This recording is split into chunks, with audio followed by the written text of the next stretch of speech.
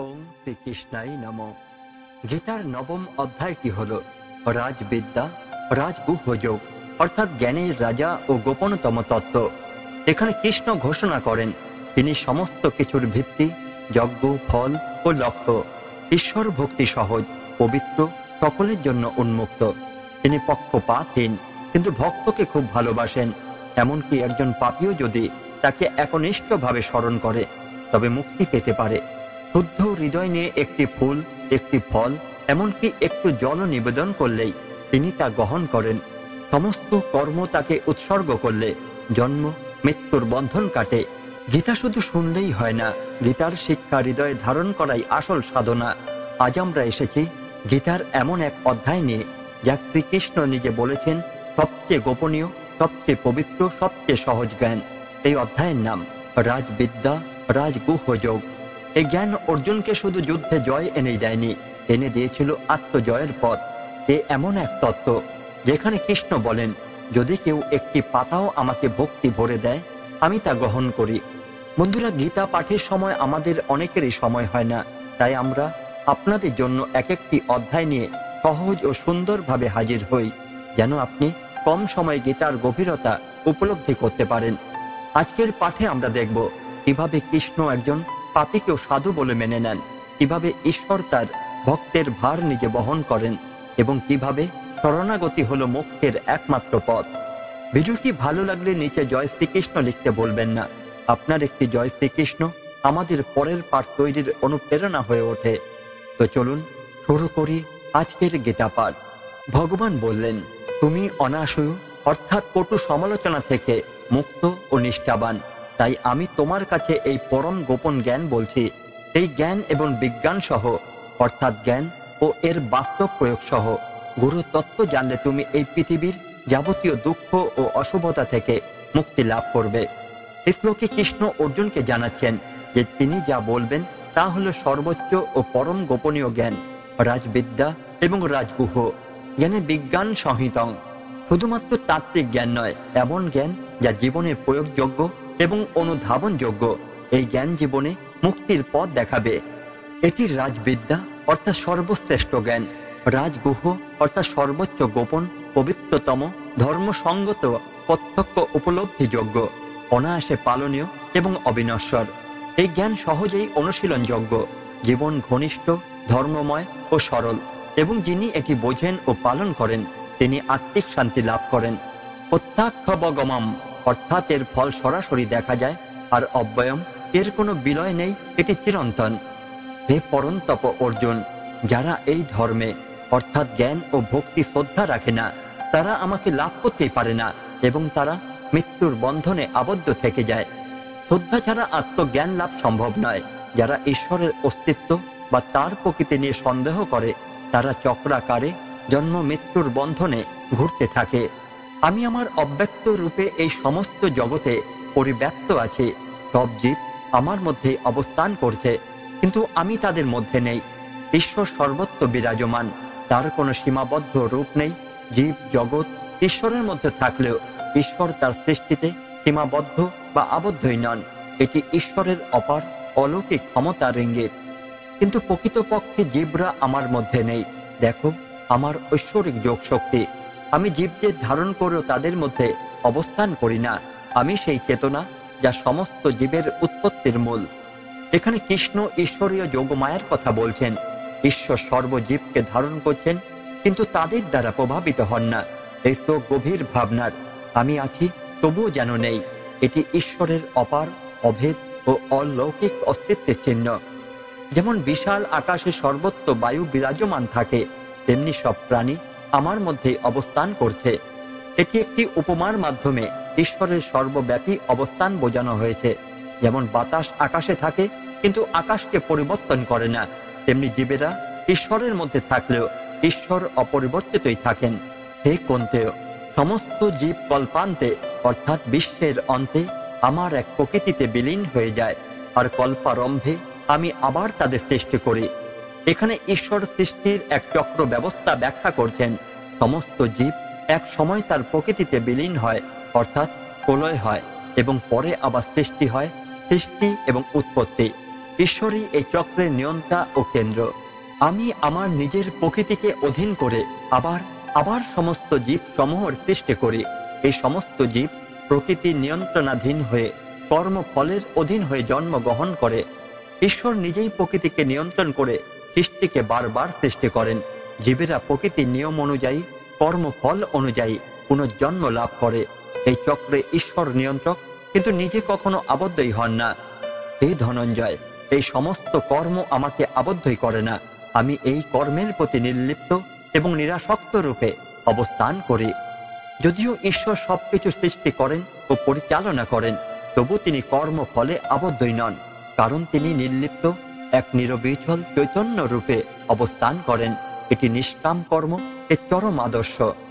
এই পন্থেও আমার তত্ত্ব অধিক্ষণের অর্থাৎ পরিচালনার দ্বারা প্রকৃতি সকল সচর, চলমান ও আচর অর্থাৎ স্থির সত্তা সৃষ্টি করে। এইভাবে জগৎ বারংবার পরিবর্তিত হতে থাকে। ঈশ্বর প্রকৃতিকে নির্দেশ দেন এবং প্রকৃতি সেই নির্দেশ অনুযায়ী সৃষ্টিকে চালিত করে। ঈশ্বরের মূল নিয়ামক শক্তি, তার ইচ্ছাতেই সৃষ্টির চক্র ঘোরে। বোকা মানুষরা আমাকে এই মানব রূপে দেখে তুচ্ছ ভাবে। তারা আমার ঐশ্বরিক স্বরূপ ও যে আমি সমস্ত জীবের ঈশ্বর তা বুঝতেই পারেন না। শ্রীকৃষ্ণ এখানে তার দিব্য স্বরূপের কথা বলছেন। যারা কেবল বাহ্যিক রূপ দেখে তার অন্তর্নিহিত সর্বশক্তিমান ঈশ্বর তত্ত্ব বোঝে না, তারা মূঢ় বা অজ্ঞ। ঈশ্বর মানুষ রূপে অবতীর্ণ হল, তিনি চিরন্তন সর্বশক্তিমান। তাদের আশা নিষ্ফল, কর্ম ব্যর্থ এবং জ্ঞান ভ্রান্ত। তারা রাক্ষসী ও আসুরী প্রকৃতির আশ্রিত, বিভ্রান্ত চিত্ত বিশিষ্ট। যারা ঈশ্বরের প্রতি বিশ্বাসহীন, অহংকারী বা দেশী, তাদের সকল প্রচেষ্টা অবশ্যফল হয়। তারা আসুরিক প্রকৃতির অধীন হয়ে জীবন কাটায় এবং মুক্তির পথ থেকে দূরে থাকে। হে পার্থ, কিন্তু মহাত্মারা, মহান আত্মারা দৈবী প্রকৃতির আশ্রিত হয়ে একাগ্র চিত্তে আমাকে ভজনা করে, আমাকে চিরন্তন সমস্ত জীবের উৎস রূপে জেনে। এখানে ঈশ্বর সেই সব সৎ ও পবিত্র মানুষদের কথা বলছেন, যারা ঈশ্বরকে সঠিকভাবে চেনে এবং তাকে একনিষ্ঠ ভক্তির মাধ্যমে স্মরণ করে। তাদের হৃদয়ে কোনো দ্বন্দ্বই থাকে না। তারা জানে ঈশ্বরই জীবের মূল। তারা সদা আমার গুণগান করে, দৃঢ় সংকল্প নিয়ে সাধনা করে, আমাকে নমস্কার করে এবং চিরদিন ভক্তি ভরে আমার উপাসনা করে। এখানে ভক্তির পরিচয় দেওয়া হয়েছে। প্রকৃত ভক্তরা কেবল মনেই নয়, প্রতিদিনের কর্ম ও আচরণে ঈশ্বরকে স্মরণ করে। তারা কখনো বিচলিত হয় না এবং সবসময় ঈশ্বরের সাথে যুক্ত থাকে। এই শ্লোকগুলোতে ঈশ্বর শ্রীকৃষ্ণ তার সর্বশক্তিমান স্বরূপ, সৃষ্টি প্রক্রিয়া, ঈশ্বরীয় নির্লিপ্ততা এবং ভক্তির শ্রেষ্ঠতাকে তুলে ধরেছেন। যারা আসরিক বা মূঢ় প্রকৃতির, তারা ঈশ্বরকে ছোট করে দেখে এবং অধঃপতনে যায়। কিন্তু যারা দৈবী প্রকৃতির, তারা চিরদিন ঈশ্বরকে জানার ও ভক্তির মাধ্যমে তাকে উপলব্ধির পথ ধরে চলে। কেউ কেউ জ্ঞান যজ্ঞের মাধ্যমে আমাকে উপাসনা করে, আবার কেউ একত্ব অর্থাৎ অদ্বৈত ভাব অথবা পৃথকত্ব অর্থাৎ দ্বৈত ভাব ও নানা রূপে সর্বব্যাপী ঈশ্বর রূপে আমাকে আরাধনা করে। এখানে শ্রীকৃষ্ণ বলছেন, মানুষ ভিন্ন ভিন্ন উপায়ে তাকে উপাসনা করে। কেউ তত্ত্বজ্ঞানী, কেউ ভক্তিতে, কেউ নানা দেব রূপে, আবার কেউ পরম ব্রহ্ম রূপে।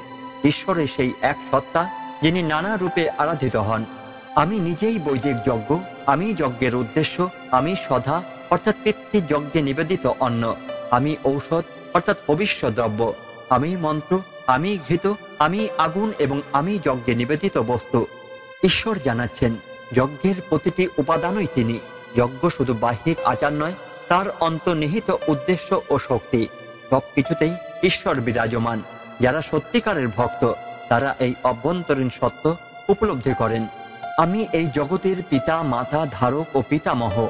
আমি বেদ্য, জানবার যোগ্য, পবিত্র ওঙ্কার এবং ঋক, সাম ও যজুর্বেদের রূপ। ঈশ্বর এই শ্লোকে জানান, তিনি সমস্ত সৃষ্টির মূল। যত রূপেই মানুষ তাকে জানুক না কেন, তিনি কেবল পুরুষ স্বরূপ নন, মাতৃভাবেও বিরাজমান। ধর্মগ্রন্থগুলি সব জ্ঞান তার মধ্য থেকেই উদ্ভূত। আমি গতি অর্থাৎ পরম লক্ষ্য, পালনকর্তা, প্রভু, সাক্ষী, আবাসস্থান, আশ্রয়, মিত্র, সৃষ্টি, লয়, স্থিতি, ভাণ্ডার এবং অবিনশ্বর বীজ। এই শ্লোকে ঈশ্বর জানাচ্ছেন, তিনি জীবের জীবনের প্রতিটি পর্যায়ে আছেন, শুরু থেকে শেষ পর্যন্ত। তিনি কেবল নির্দেশই দেন না, সহানুভূতিশীল মিত্র হিসেবেও পাশে থাকেন। তিনি সৃষ্টির বীজ অর্থাৎ মূলতন্ত্র। আমি সূর্যের তাপ, আমি বৃষ্টি দিই, ও তা বন্ধ করি। হে অর্জুন, আমি অমৃত ও মৃত্যু উভয়, আমি সৎ ও অসৎ দুই। এর থেকে কৃষ্ণ জীবনের দৈত্যতা ও তার পেছনের একত্ব বুঝিয়ে দিচ্ছেন। যা কিছু রয়েছে তার সব কিছুতেই তিনিই নিহিত। মৃত্যু তারই এক প্রকাশ। অমৃতও তিনি। এই বিশ্বে যা সত্য, মিথ্যা, শুভ, অশুভ সবকিছুর মূল তিনি।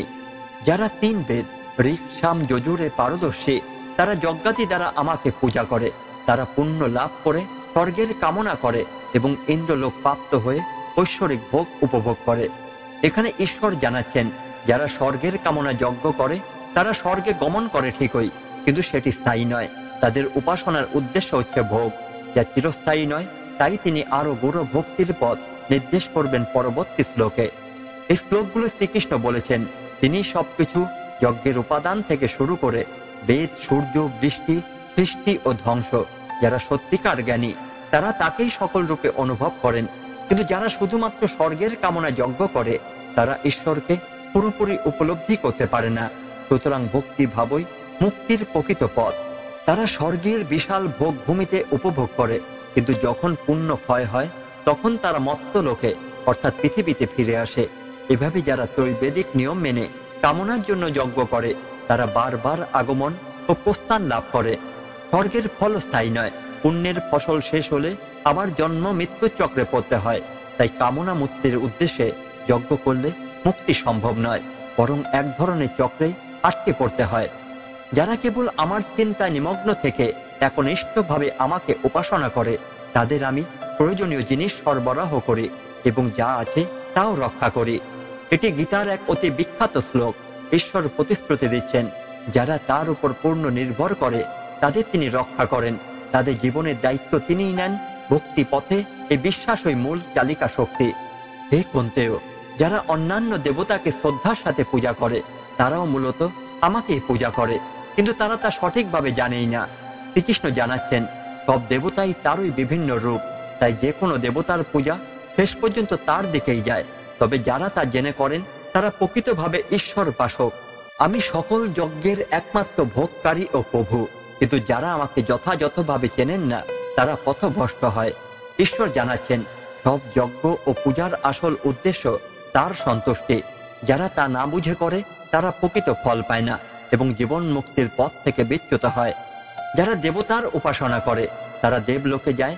যারা পিতৃদের পূজা করে তারা পিতৃলোকে যায়। যারা ভূতের অর্থাৎ প্রেতের পূজক তারা প্রেত লোকে যায়। কিন্তু যারা আমাকে পূজা করে তারা আমার মধ্যে লীন হয়। এই শ্লোকে বোঝানো হচ্ছে, ভক্তি যাকে উদ্দেশ্য করে করা হয় তারই গতি হয়। তাই ঈশ্বরকে উদ্দেশ্য করে ভক্তি করলে পরম গতি অর্থাৎ মুক্তি লাভ হয়। অন্যান্য পূজা সীমিত ফল দেয়। যদি কেউ ভক্তি ভরে একটি পাতা, ফুল, ফল বা একটু জলও আমাকে দেয়, আমি তা ভক্তি সহকারে গ্রহণ করি। এখানে ঈশ্বর জানাচ্ছেন, তার কাছে বাহ্যিক জিনিসের মূল্যই নেই। তিনি চান ভক্তির অন্তর্নিহিত প্রেম। একটি ফুলও যদি শুদ্ধ হৃদয় নিবেদন করা হয় তিনি তা গ্রহণ করেন। হে কুন্তেয়, তুমি যা করো, যা খাও, যা দান করো, যা তপস্যা করো, সবকিছু আমাকে অর্পণ করে করো। এই শ্লোক ভগবানের প্রতি সম্পূর্ণ আত্মসমর্পণের শিক্ষা দেয়। জীবনের প্রতিটি কাজ ঈশ্বরকে নিবেদন করে করলে কর্মবন্ধন থেকে মুক্তি পাওয়া যায়। এইভাবে কাজের ফল ঈশ্বরকে অর্পণ করলে তুমি কর্মফল থেকে মুক্ত হবে, শুভ বা অশুভ যাই হোক না কেন, এবং তুমি আমার নিকটই আসবে। যদি কেউ ঈশ্বরকে উদ্দেশ্য করে কাজ করে ফলের মোহ ত্যাগ করে তবে সে জন্ম মৃত্যুর বন্ধন কাটিয়ে ভগবানে পৌঁছায়, অর্থাৎ চিরমুক্তি লাভ করে। আমি সকল জীবের প্রতি সমভাবাপন্ন, কারো প্রতি আমার কোনো পক্ষপাত বা বিরাগ নেই। কিন্তু যারা ভক্তি ভরে আমাকে পূজা করে আমি তাদের মধ্যেই থাকি এবং তারাও আমার মধ্যেই থাকে। ঈশ্বর নিরপেক্ষ, তিনি কাউকে ভালো বা খারাপ বলেন না, কিন্তু যে তার ভক্তি করে তিনি তার জীবনে স্বতঃসিদ্ধ হয়ে ওঠেন। এইভাবে ভক্ত ও ভগবান একাত্ম হয়ে যায়।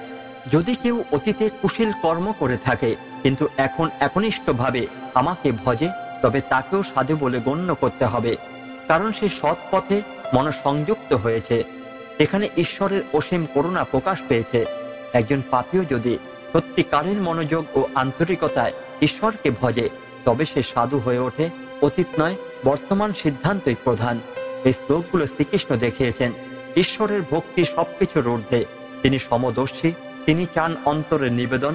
যারা সত্যিকারের একনিষ্ঠভাবে তাকে স্মরণ করেন, তিনি তাদের জীবন নিজে বহন করেন এবং মুক্তির পথ দেখান। সে যে আগে পাপী ছিল কিন্তু এখন ভক্ত, খুব দ্রুত ধর্মপরায়ণ হয়ে ওঠে এবং চিরন্তন শান্তি লাভ করে। হে কন্তেয়, তুমি দৃঢ়ভাবে ঘোষণা করো, আমার ভক্ত কখনো বিনষ্টই হয় না। কৃষ্ণকে শ্রীকৃষ্ণ এক আশ্বাস দিচ্ছেন, একজন প্রকৃত ভক্ত যতই দোষী বা পাপী হোক না কেন, ঈশ্বরের প্রতি একাগ্রতায় তার সমস্ত পাপ ধুয়ে যায়। ঈশ্বরের ভক্তি মানুষকে শুদ্ধ করে। যারা তাকে আশ্রয় করে তাদের চিরন্তন নিরাপত্তা নিশ্চিত। হে পার্থ, যারা পাপ জনমা অর্থাৎ নিচু জাতি বা সমাজে জন্মেছে, যেমন নারী, বৈশ্য, শূদ্র, তারাও যদি আমার শরণ নেয় তবে তারা পরম গতি লাভ করে। কৃষ্ণকে কৃষ্ণ জানাচ্ছেন, জাতি, লিঙ্গ, সমাজ বা জন্মের কোনো বাধাই ঈশ্বর প্রাপ্তিতে অন্তরায় নয়। ঈশ্বরের কাছে একমাত্র দরকার শরণাগতি ও ভক্তি। তাই ভক্তির পথ সবার জন্য উন্মুক্ত। তবে যারা পুণ্যবান ব্রাহ্মণ ও রাজর্ষি, তাদের কথা তো বলাই বাহুল্য। সুতরাং এই নশ্বর ও দুঃখময় পৃথিবীতে জন্ম পেয়ে তুমি আমার ভজন করো। শ্রীকৃষ্ণ বলছেন, যখন পাপীও মুক্তি পেতে পারে, তখন ধর্মনিষ্ঠ জ্ঞানী ব্যক্তিরা যদি ভগবানের শরণ নেন তবে তারা তো আরো সহজে ঈশ্বর প্রাপ্তি লাভ করবেন। এই সংসার ক্ষণস্থায়ী ও দুঃখময়, তাই ঈশ্বর ভজনই হলো জীবনের পরম কর্তব্য। তুমি আমার প্রতি মনসংযুক্ত হও, আমার ভক্ত হও, আমার পূজা করো এবং আমাকে প্রণাম করো। এতে তুমি নিশ্চয়ই আমার নিকট পৌঁছাবে। এ আমার প্রতিজ্ঞা, কারণ তুমি আমার প্রিয়। এই শ্লোকটি 9ম অধ্যায়ের হৃদয়। ভগবান কৃষ্ণ এখানে প্রতিশ্রুতি দিচ্ছেন, ভক্ত যদি তার প্রতি চিত্ত স্থির রাখে, তাকে ভালোবাসে, পূজা করে এবং প্রণতি জানায়, তবে সে নিশ্চিতভাবে তার মধ্যে লীন হবে। এই প্রতিশ্রুতি ঈশ্বর নিজে ভক্তকে দিচ্ছেন এবং বলছেন, তুমি আমার প্রিয়। আজকে শ্রবণ করলেন গীতার 9ম অধ্যায়, রাজবিদ্যা, রাজগুহ্যযোগ। এখানে কৃষ্ণ অর্জুনকে দিলেন এমন এক জ্ঞান যা সকল জ্ঞানের রাজা, আর ভক্তির মাধ্যমে জীবনের সমস্ত সংকটের উত্তর। এই অধ্যায়ে কৃষ্ণ বললেন, তুমি শুধু আমার কথা চিন্তা করো, আমার ভক্ত হও, আমাকেই প্রণাম করো, আমি নিজে তোমাকে কাছে টেনে নেব, কারণ তুমি আমার প্রিয়। বন্ধুরা, এই কেবল ধর্মগ্রন্থের কথা নয়, এ আমাদের জীবনের পথ প্রদর্শক, প্রতিদিনের সংকট থেকে মুক্তি চাবিকাঠি।